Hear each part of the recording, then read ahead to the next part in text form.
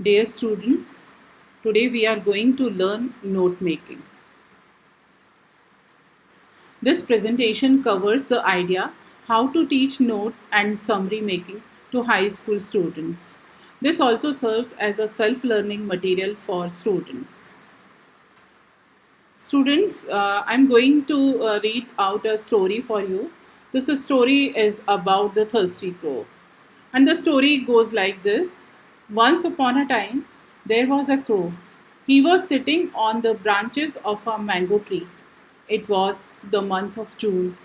It was scorching hot and the sun was blazing in the sky. The crow was not feeling well. His throat was choking.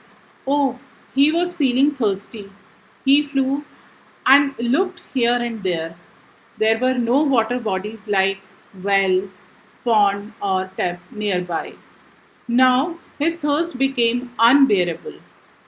He was still flying and looking for water.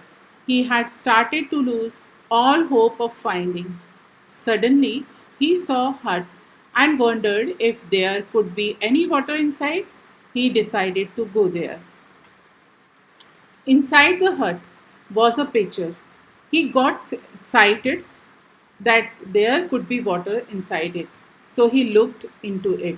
There was indeed cool water inside, but the water was very shallow and his beak couldn't reach there. He became very sad and all his hopes dashed to the ground. He sat there thinking. Suddenly his eyes sparkled and he found a way to get the water level up. He started looking for pebbles all around and dropped them one by one into the pitcher. Soon water level came up and it was reachable. The crow drank the water and quenched his thirst. He flew up happily back to his home.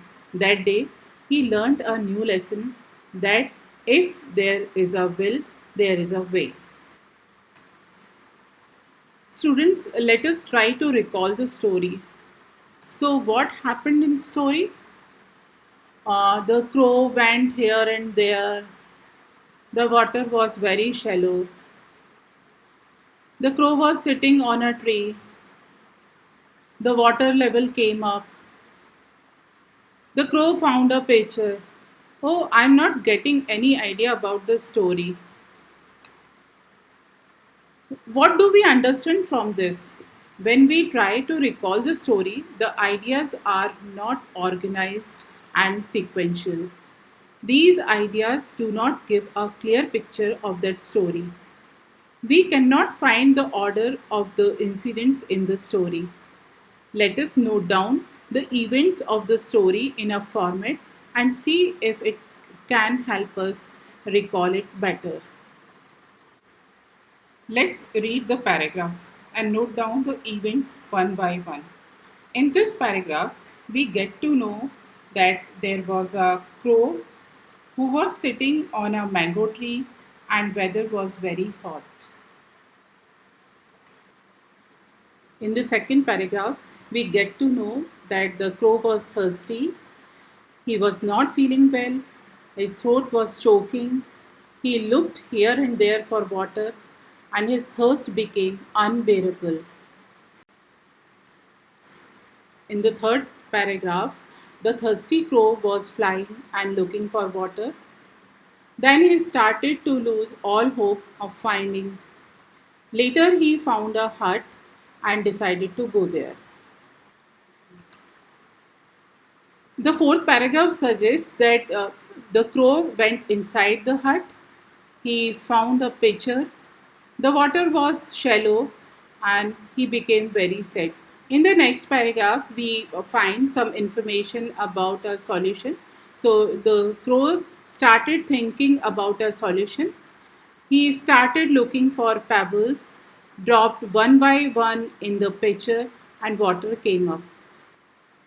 In the final paragraph, when water level came up, he quenched his thirst and flew happily. We get a moral from this story that where there is a will, there is a way.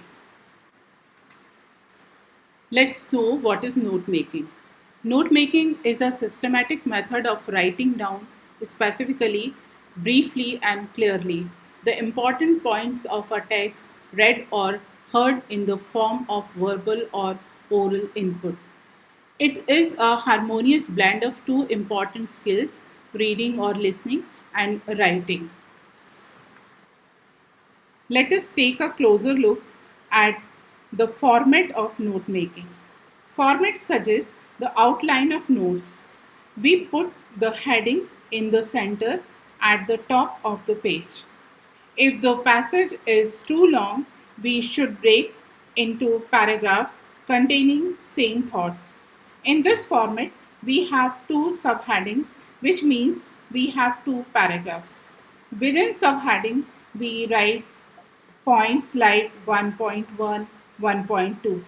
If we have certain additional information, we use subpoints like 1.2.1 or 1.2.2 and so on.